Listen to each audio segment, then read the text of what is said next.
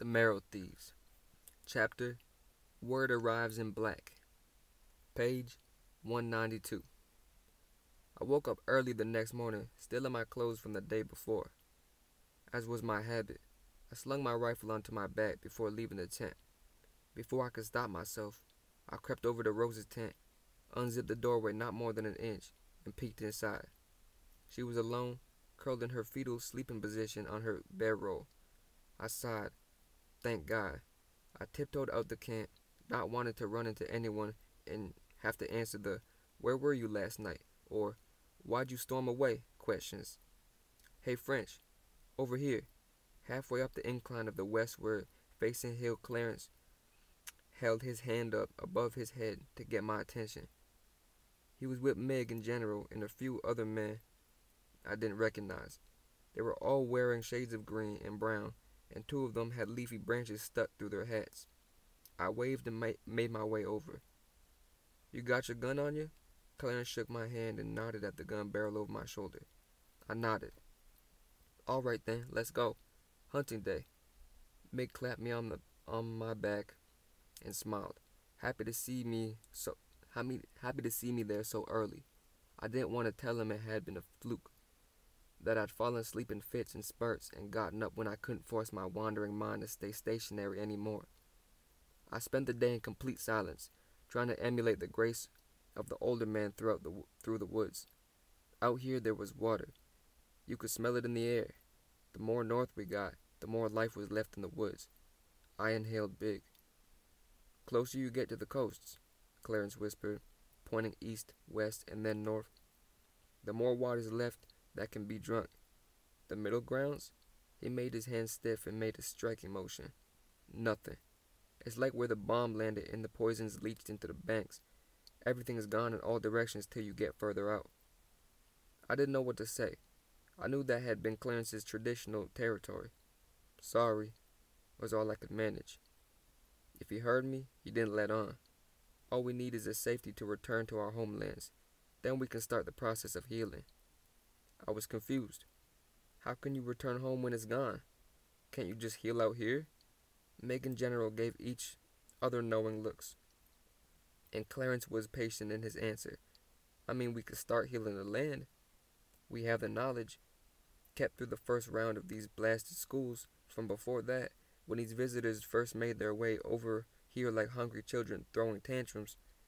When we heal our land, we are healed also." Then he added, "We'll get there. Maybe not soon, but eventually." A high whistle came through the trees, and General pulled me to the ground with him. I was frantic. Was it the recruiters?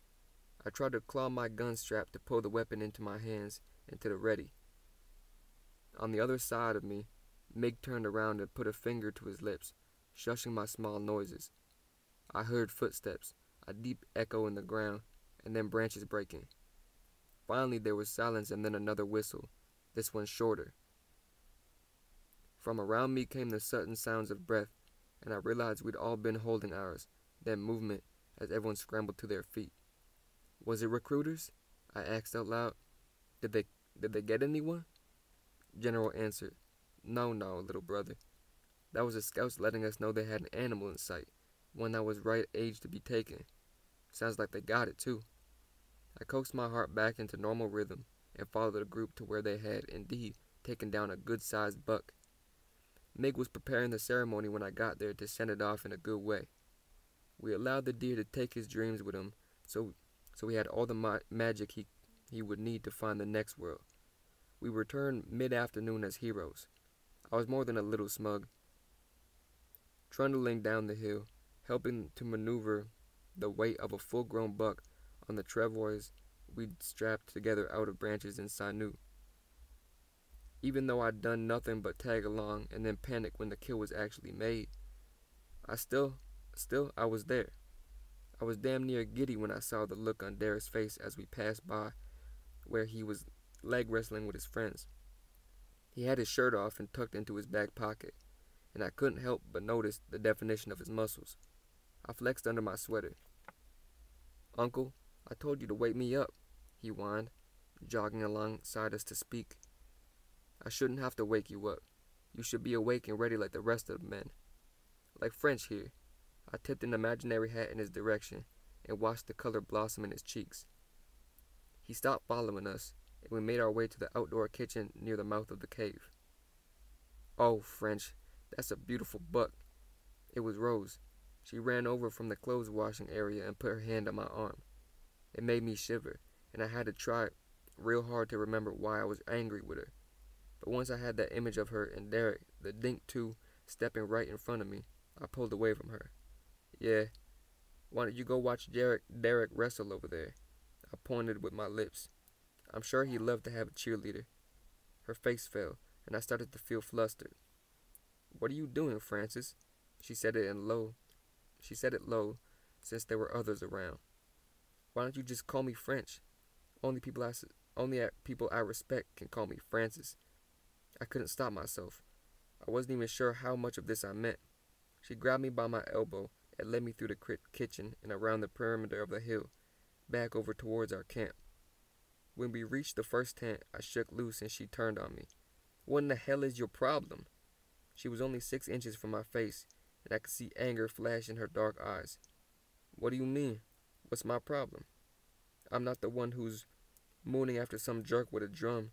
It was louder than I had meant it to be, and she flinched. You're the jerk around here. You wouldn't even talk to me yesterday, and you expect me to just follow you around or something? She pursed her lips together when she was done, like she had to struggle to keep back some words. Oh, I'm sorry I can't be at your beck and call all the time. I wasn't sure why I'd said it. It's not like she actually expected that. I even screwed up my face and flounced my hands about, as if imitating her snobby behavior. Well, this managed to unpurse her lips. You know what, French? You're different. At first I thought it was because of Riri and Minerva, but no, you're even more different here. Her voice broke on the names a bit, but she took a breath and kept going. I should just leave. After we find Minerva, I should just go. I don't want to stay around here when you're being such an ass. I'd regret this next line forever. What? And leave your new boyfriend, Derek, behind? Whatever. Don't expect me to chase after you. Her eyes filled with tears, and I was ashamed. So ashamed, I dropped my head and looked at the ground so that all I saw of her retreat was the movement of her shoes as she took off, sobbing. I waited until I couldn't hear her, until I was able to move my heavy limbs and drooping head. I couldn't go to my tent. I was scared to be alone in there right now. So I trudged the path back to the cave, past the celebrations in the outdoor kitchen, up the corridor, and into my father's room. I flopped face first on his bed, and stayed that way until he came an hour or so later. He rustled about for a few minutes and then, satisfied that I was awake, began to speak. Did I ever tell you about how I ended up in the city? I shook my head. I couldn't remember even hearing stories about my dad outside of him being my dad. I hadn't really considered him anything other than that. I ran away. I should have sat up, showed some interest. But I just couldn't. I heard his calloused palm rub at his mustache, an old habit. The sound made me feel safe and very young. Yup, I was 13 when I decided. That young? Uh-huh. I remember that day too. It had rained in the morning, but the sun came out after lunch. I tilted my head towards his voice so that I held my face in the palm of one hand, listening. Painted wood, when you leave it alone, works itself out, like it needs to get back to an honest shade. It'll fade blue to skinny green. The church where I went that day, it had rubbed itself gray. It made the birch around it seem real stark by comparison, like bone splinters sticking out of the ground like that. He settled his weight on the bed beside me and continued. I remember the old people used to say that the church was medicine house. I sat there that day on top of my backpack in the aisle between 2 rows of pews, so rough they'd cut your legs if you wore shorts to service, and thought, this doesn't look like no medicine house to me. They used to say that men who came and left as something entirely different, something with hands that wouldn't obey natural law, and hearts heavy and empty at the same time. Me? I needed something to change. Maybe that's why I went out there to the church. Nothing seemed solid to me anymore, like everything was a drawing of what it was supposed to be. You know? I felt like my hands would pass right through the door when I showed up. That day my hands needed to touch something real. He extended his arthritic fingers out in front of him, throwing shadows over the bedspread. That church sat in the woods behind our rec center. It was like a small comma in a long sentence. It was shallow and narrow, not much bigger than the portable where Mrs. Gunther taught English with Reader's Digest magazines. When it was used, it held about 20 people or so. That's at best. 15 if the Bois boys were at service. Me, I didn't give a shit about God or that Jesus one way or another. But I knew this would be the last place they'd look. If my middy decided to get up that day, and if she knew me anymore, she might come. I didn't care. She'd be better off talking to the wood bugs outside. She'd get a better response. They wouldn't think I'm new swears to yell at her or jabber with sticks sharpened by Grandma's old hunting knife. But then, I might not either. But you never could tell by then. I couldn't guarantee anything. His voice sounded far away. I turned so that I was facing him now. He spoke to a spot over my head and nearer to the wall, like this was a story that was written in the space between us. The rages came at the weirdest of times then. Eating Cheerios, watching music videos, hanging out. A garbage can got set on fire outside the school. I couldn't even tell you for sure it was me. He kind of laughed there, a laugh with no joy in it. Then I thought, geez, what if it isn't my mom that finds me here? The thought made the back of my knees prickle. What if it was one of them in a pickup truck, on a dirt bike, in a shiny government black car, one hand outstretched, the other hidden behind the back?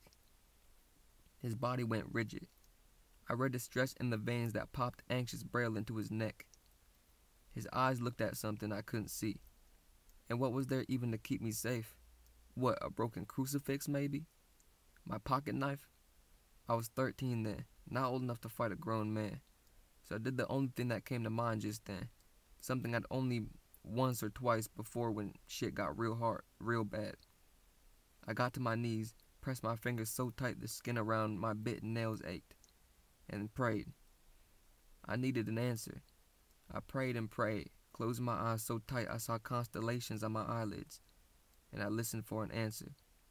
I listened and I heard a bird. I heard a cricket, and I heard some kids yelling for someone to pass the ball. And then there it was, the answer. It was the smooth swoosh of metal and rubber on the Trans-Canada, tied like a ribbon of tar over the bush. Old Highway 11. So I nodded my thanks to the blind Christ and threw my backpack over one shoulder. I was scared, but more scared of staying. I knew at least on the other side there could be a place, any place, where hands couldn't reach. We were quiet for a minute. He was so still it frightened me. Then he pulled away from wherever he had gone and smiled at me. I went to the city after that. Bummed around for a bit, tried to stay away from the cops and then military when they took over. I found your mom there. She was the most beautiful girl in the world.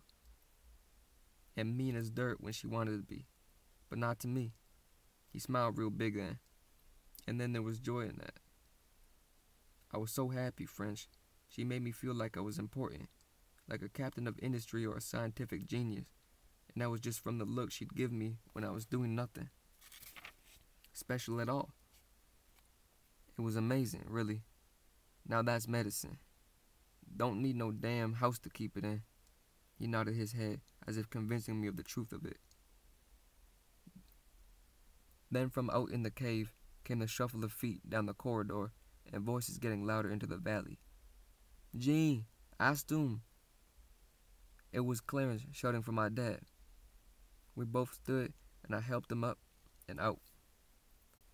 I slung my rifle forward as we made our way down the hall and into the valley. G-Boy popped out of the shadows as if he'd been waiting there all along on a spring. They're on the move. Tomorrow. It was an old man in black robes, waving his arms while he shouted, half out of breath. The sound of the air being punched out of a gut came from Mig. He'd come from the kitchen to stand behind me. Priest, he managed. I raised the rifle so he was in my sight. G-Boy rushed towards the man, lowering his shoulder in tackle position. "French, wait! Chiboy!" It was my dad, yelling with his hand up towards us. Chiboy stopped his charge midway. "This is Father Carroll. He's our guy on the inside." I lowered the gun and turned instead to brace Mig, who was bent over with his hands on his knees, pale with the shock of seeing a school official. "Carroll has news about Minerva." The older man sighed his relief and tried again. "They're moving her tomorrow morning. They'll be taking her to the airstrip just west of here to fly her into the capital." My heart sank. The capital? How would we get there on time? Well, I guess that's it then. I kicked a rock that skidded to a stop just in front of the priest. "No, son."